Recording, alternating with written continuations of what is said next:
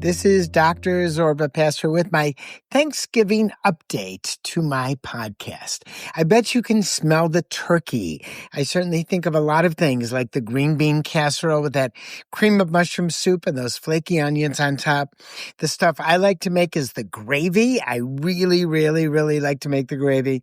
And I make a cheesecake, and then I make cream spinach. That's what I am going to do on Thanksgiving. You know, Thanksgiving started in 1863, right in the middle of the Civil War. There was a writer, her name was Sarah Josephina, or maybe Josepha Hale, who encouraged the U.S. president, that was Lincoln, to have a day of thanks. And as you can imagine, it was a time when our country was even more divided than it is today. And I think Thanksgiving is really a time to think about how we can get together, not what really takes us and spreads us apart, but really keeps us together.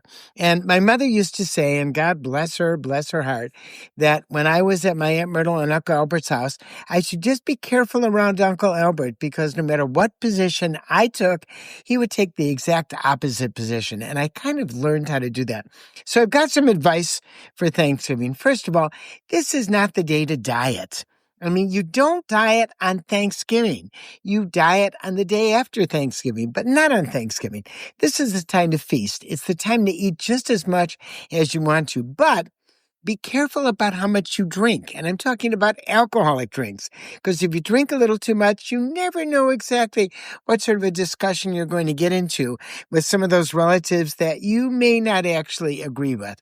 So I think it's better to maybe have a drink or two if you drink alcohol, but keep that to 2 drinks. And the other thing about Thanksgiving that I really think about, it's important to think about how we give thanks, but I love to think about Ralph Waldo Emerson's quote about success. And here it is: to laugh often, to win the respect of intelligent people and the affection of children, to earn the appreciation of honest critics and endure the betrayal of false friends, to appreciate beauty, to find the best in others, to leave the world a better place, be it by a healthy child, a garden patch, or a redeemed social condition, to have laughed and sung with enthusiasm and exultation, to know that one life has breathed easier because of you. That, my friend, is to have succeeded.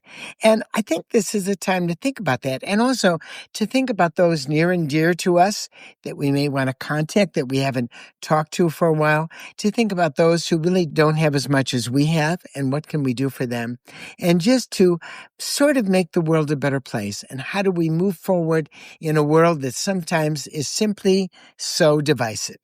This is Dr. Zorba, pastor, reminding you to stay well.